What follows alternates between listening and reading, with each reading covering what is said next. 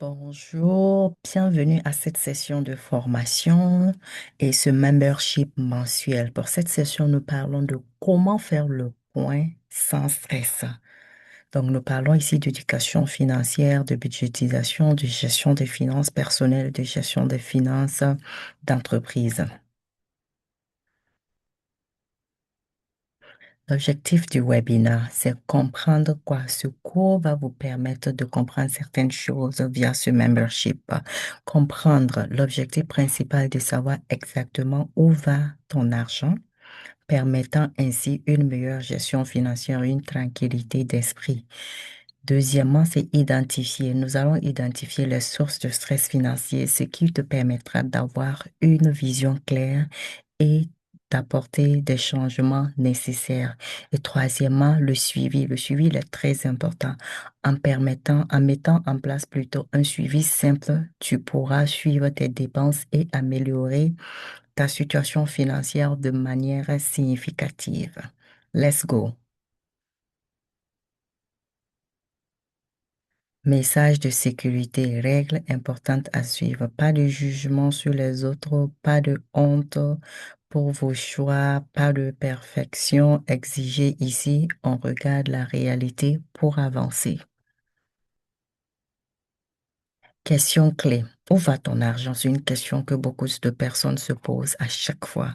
Donc, où va ton argent à la fin du mois? Sais-tu exactement où est passé ton argent? La plupart des gens répondent non. Il est essentiel de comprendre les flux d'argent, en fait. Pour mieux gérer ses finances, c'est de connaître les entrées et les sorties pour pouvoir réduire le stress financier. Prenons du temps d'explorer cette réalité ensemble. La vraie raison du stress financier, origine du stress. Le stress financier provient surtout du manque de clarté sur les dépenses, pas nécessairement d'un manque d'argent, je dirais. Comprendre l'argent, connaître où va ton argent te permet vraiment de réduire ton anxiété et d'avoir des idées plus claires et pouvoir mieux gérer tes finances au quotidien. Avançons. Les trois fuites invisibles. Il faut savoir, dans la gestion financière, il faut arriver à gérer les fuites financières. Donc, voici quelques trois tips qui pourront vous aider à faire le ménage. Petites dépenses répétées. Ces petites dépenses s'accumulent. Beaucoup de personnes font le suivi des dépenses, mais ils font que seulement pour les grands postes. Ils ne tiennent pas encore les petites dépenses.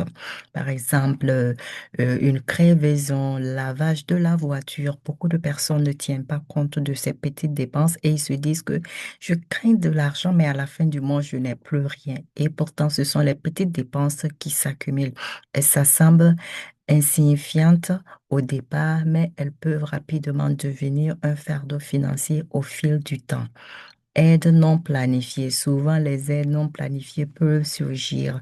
Ces dépenses inattendues peuvent perturber votre budget et causer du stress financier. Quand quelqu'un nous demande de l'aide, on a envie de donner et on donne surtout sans vraiment calculer est-ce que si je donne tel montant, je pourrais atteindre mon objectif ou bien est-ce que mon salaire me permet de prendre cette aide à 100%. Peut-être je pourrais prendre 10%, 20% ou 30%. Voilà. Il faudra tenir compte de cela, les dépenses émotionnelles. Nous le faisons, surtout les femmes. Les femmes dépensent par émotion avec émotion. Les dépenses émotionnelles surviennent lorsque nous achetons pour nous sentir mieux. Cela peut entraîner des regrets financiers et un cycle de stress. Vous voyez, je peux aller dans un magasin, je suis venue pour quelque chose, mais en tant qu'une femme, on va dire, ah, est-ce que je ne vais pas profiter pour changer ma crème ou bien pour ajouter une crème ou un gommage? Ou bien est-ce que je ne veux pas profiter pour prendre un make-up aussi bien? Pourquoi pas? Voilà, j'ai encore un peu d'argent dans ma main. Donc, évidemment avoir un budget, on ne sait pas si cet argent-là va suffire, si cet argent va tenir le mois ou pas.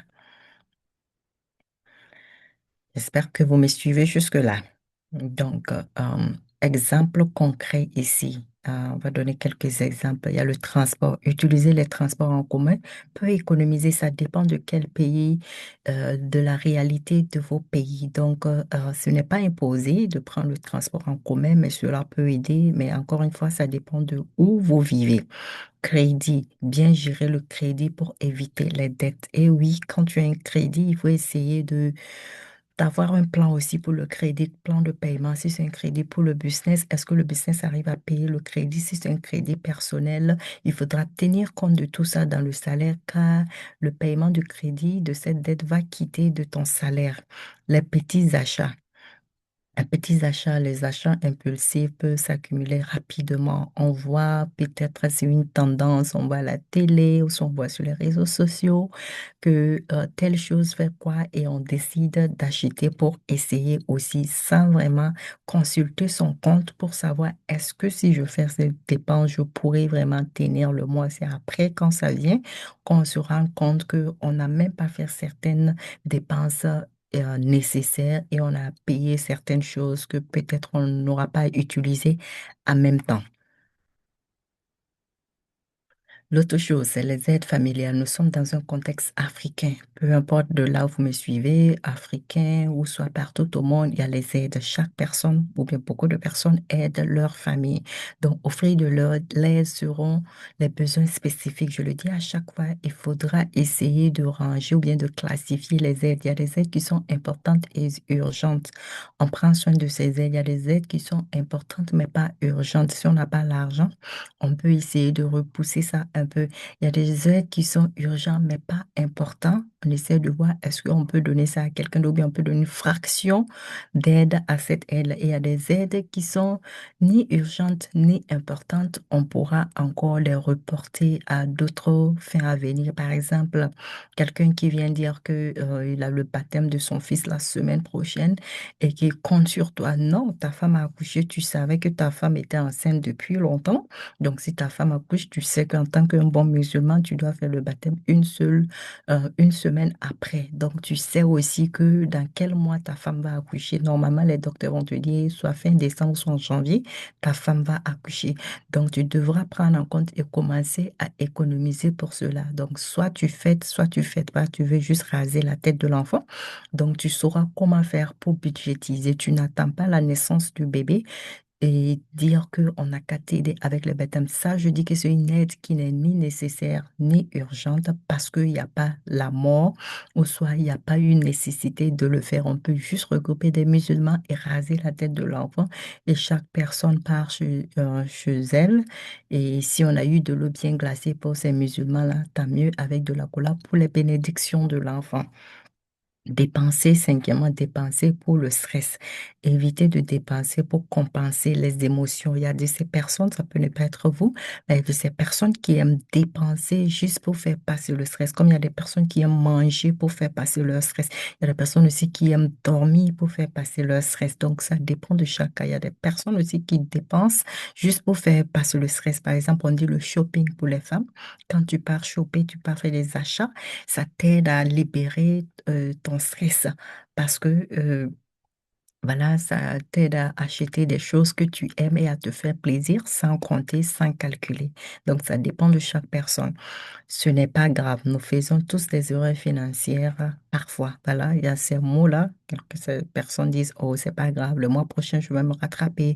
Nous faisons tous des erreurs, donc cela peut arriver. Donc, voici quelques exemples concrets qui permettent vraiment, qui font que on est stressé financièrement ou soit des fuites invisibles qu'on ne se rend pas compte. Les erreurs courantes. Voici, ici, nous parlons des erreurs courantes. Ne rien noter. Voilà, c'est une erreur. Dépenser sans rien noter ou soit garder ses reçus, dépendamment du pays. Il y a des pays, il y a des reçus. Vous pouvez garder vos reçus. Il y a ça.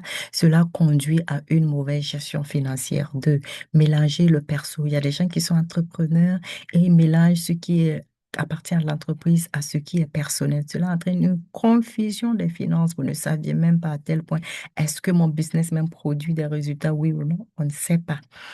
Attendre la fin du mois prolonge les problèmes. On va dire, oh, je vais attendre la fin du mois avant de m'asseoir, prendre mon carnet ou bien mes différents reçus pour faire le point. Non, ou bien commencer à me rappeler. Non, il faut faire le jour pour se rassurer de vraiment traquer toutes les dépenses ou bien de vraiment faire le point de son budget. Aider sans limite. Aider sans limite peut créer des tensions. Voilà, on décide, je suis une personne généreuse. Quand quelqu'un vient me demander, je ne peux pas refuser. Quand je sens que j'ai l'argent dans mon portefeuille, quelqu'un vient m'exposer mon problème, je suis obligée d'aider la personne. OK, cela va causer un stress parce que aujourd'hui, vous avez l'argent dans votre compte pour donner à telle personne, mais demain, peut-être que vous n'aurez pas d'argent parce que vous n'avez pas encore fait votre budget, vous ne savez pas combien vous dépensez réellement. Et comme on le dit à chaque fois, il y a des imprévus, il y a des dépenses variables qui peuvent arriver. Souvent, on accuse le revenu. Mettre en cause le revenu ne résout rien. On va dire, oh, c'est parce que je ne gagne pas beaucoup. Donc, quand je vais commencer à avoir beaucoup, je vais commencer à faire ça, je vais commencer à établir un budget. Non, ce n'est pas le revenu. Il faut savoir que quand le revenu augmente, les dépenses augmentent aussi. Donc, soyons prudents.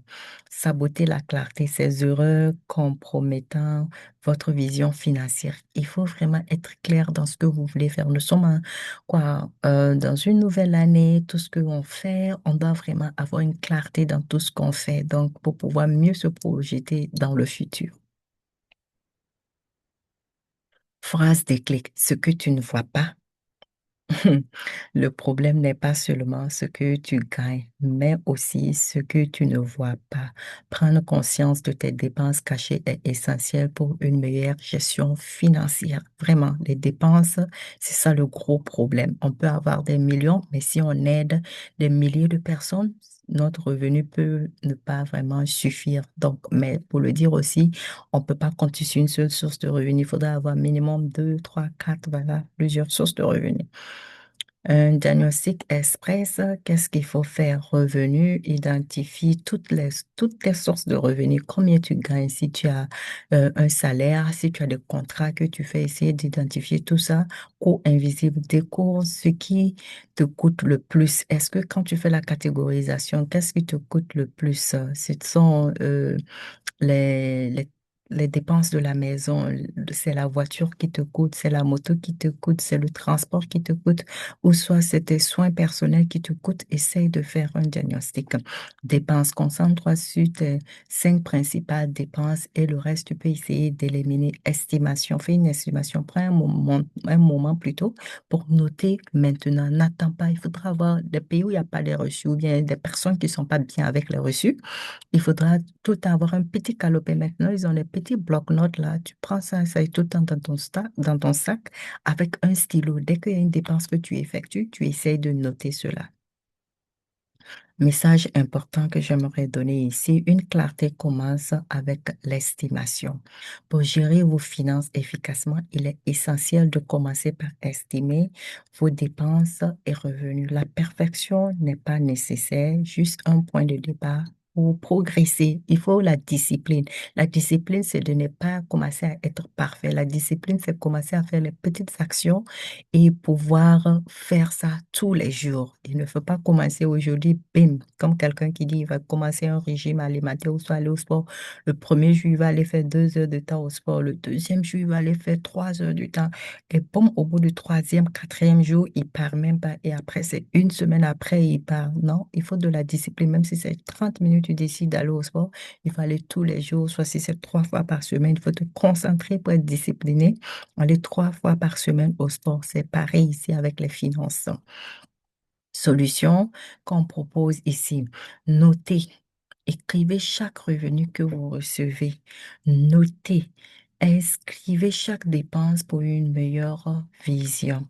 Séparez, distinguez vos finances personnelles et vos finances professionnelles. Il ne faut jamais mélanger les finances personnelles, vos dépenses personnelles et vos dépenses professionnelles. Il y a des gens qui partent au boulot, qui ont un boulot et aussi qui ont un business sur le côté. Il ne faut pas mélanger. Tu dois avoir deux comptes différents. Si tu as un compte, par exemple, à la banque de la Poste, la banque postale, je ne fais pas de la publicité à la banque postale. Et pour ton salaire, tu dois avoir aussi une banque, EcoBank ou soit IB Bank pour tes dépenses personnelles ou tes dépenses professionnelles, vice-versa. Donc, ne mélange pas ça. Ou soit si c'est des comptes Orange Money, essaye de séparer aussi le compte Orange Money personnel. Tu as ça et tu prends un autre numéro pour ton compte professionnel. Séparer, distinguer entre espèces et mobile. Voici ce que je disais, compte Orange Money pour toute personne qui va vous envoyer l'argent par mobile money. Mais vous devez avoir un compte bancaire aussi. Là, vous allez regrouper les cash et puis le mobile money. Allez faire le dépôt sur ce compte bancaire-là. Système, un système unique pour simplifier vos finances. Et c'est ce système qu'on va appliquer dans ce programme-là. Il faudra un système simple, automatique, dès que vous commencez à faire quelque chose, que cela soit plus simple au lieu de se casser la tête. Ah, est-ce que je dois faire ça? Est-ce que je dois pas faire ça? Non, à l'issue de ce programme, ou bien ce membership vous accompagne à construire un programme qui va vous aider vraiment à avoir un peace of mind pour pouvoir mieux avancer sans essayer de trouver les réponses vous-même. C'est pour ça que ce membership est là pour vous aider à le faire avec des experts. Simplicité. La simplicité favorise une régularité efficace. Il faudra choisir des systèmes ou un programme très simple et c'est ce qu'on va le faire pour que vous puissiez faire les choses simplement et rapidement. Ce que tu écris, tu le contrôles. Ce que tu ignores te contrôle. Je vais dire ça. Donc, ça veut dire noter toutes vos dépenses pour pouvoir contrôler vos dépenses. Quand vous ne notez pas vos dépenses, ce sont vos dépenses qui vous contrôlent. Donc, rassurez-vous de noter toutes vos dépenses. Et cela est simple. Et à l'issue de ce programme aussi, les autres formation, vous allez savoir comment vraiment arriver à noter toutes les dépenses et avoir à pouvoir les catégoriser pour pouvoir mieux avancer avec simplicité. Maintenant, voici ce que vous notez pas ou bien qu'on oublie de noter. Entrez, visualisez chaque aspect de vos finances. Tout ce que quand vous notez, ça vous permet de faire ça, sortir, comprendre où va votre argent. Sans juger, observer sans critiquer ni jugement. Beaucoup de personnes évitent d'établir un budget ou bien évitent de faire le suivi de leurs dépenses parce qu'ils disent, oh, je veux pas voir ça parce que je sais que c'est pas du tout bon. Non, il faut éviter ça. Vous voulez avoir une clarté, vous voulez aller avoir un peace of mind, vous voulez avoir une bonne clarté dans le futur. Donc, il faudra faire face à la réalité pour pouvoir avancer. Donc, ne dites pas que je sais que c'est mauvais. Donc, je veux même pas savoir combien je dépense. Il y a des personnes qui refusent de le faire catégoriquement. Correction, ça veut dire sans corriger, accueillir ce qui est sans modification. Voyez, on peut corriger tout. Et le budget, comme on le dit même, on peut réajuster le budget à chaque fois pour pouvoir vraiment atteindre nos objectifs recherchés. Juste observer, prendre note des flux d'argent. Il ne faut pas dire non, j'ai ça en tête, je calcule. Il y a des gens qui sont des bons mathématiciens, je le sais, mais il faudra noter parce qu'il y a des petites dépenses, comme on a vu au début, qui vont nous échapper. Clarté, avoir une vue dégagée sur vos finances. Il y a certaines personnes, quand on te réveille aujourd'hui, on dit combien tu dépenses en carburant. La personne peut te dire, mon carburant fait 100 000 francs par mois. Combien tu dépenses pour la nourriture au bureau, soit toute ta nourriture le mois. Ok, je dépense en argent de popote tel montant, 30 000 francs. Ou soit, qu'est-ce que tu fais le week-end pour les vacances? Ok, chaque vacances, je me fais plaisir. J'ai un budget de 150 000 pour mes vacances de l'année. Donc, vous voyez, une clarté sur tout, tout est très défini. Cela permet de se projeter dans le futur et de planifier encore plus. Si on doit chercher d'autres sources de revenus, qui soient d'autres gombos, soit vraiment élargir son business, cela permet de pouvoir prendre des décisions sages. La clarté, nous allons finir par ça, financière, est un droit essentiel pour tous. En prenant conscience de vos finances, vous avez effectué un pas crucial vers la liberté et la sécurité financière. Voici comment arriver à faire l'évaluation sans stress pour cette formation d'aujourd'hui. Donc, allez-y, faites les exercices, revenez, écoutez ce cours et essayez d'appliquer chaque détail. Et on se dit dans la prochaine formation.